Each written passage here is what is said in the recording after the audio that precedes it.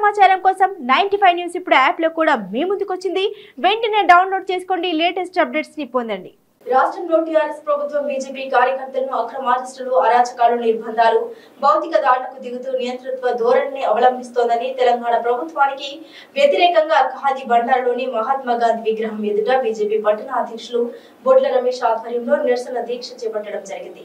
ఈ సందర్భంగా ఆయన మాట్లాడుతూ తెలంగాణ రాష్ట్రంలో కల్వకుంట్ల కుటుంబం ముఖ్యమంత్రి కూతురు ఎమ్మెల్సీ కవిత మద్యం కుంభకోణాలు సృష్టమైన ఆధారాలతో భారతీయ జనతా పార్టీ రుజువు చేస్తే చేసిన తప్పులను కప్పిపుచ్చుకోవడం కోసం బీజేపీ కార్యకర్తలను, నాయకులను నిర్బంధాల పేరుతో అక్రమ అరెస్టులు, అరాచకాలకు పాల్పడుతుందని, ముఖ్యమంత్రికి చిత్తశుద్ధి ఉంటే ఎమ్మెల్సీ కవితను తక్షణమే సస్పెండ్ చేయాలని డిమాండ్ చేశారు.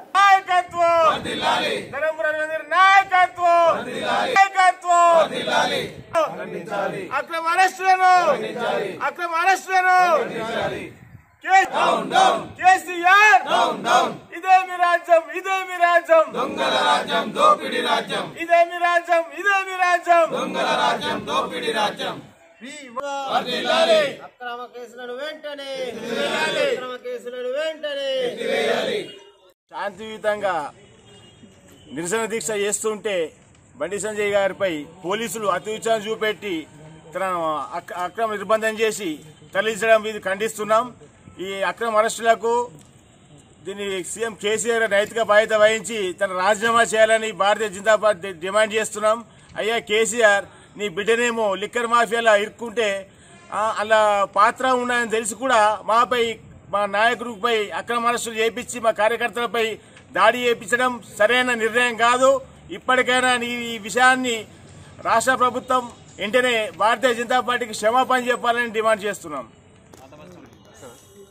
తెలంగాణ రాష్ట్రంలో ఎమ్మెల్సీ కవితమ్మ గారు బతుకమ్మ పేరు బతుక నేర్చింది.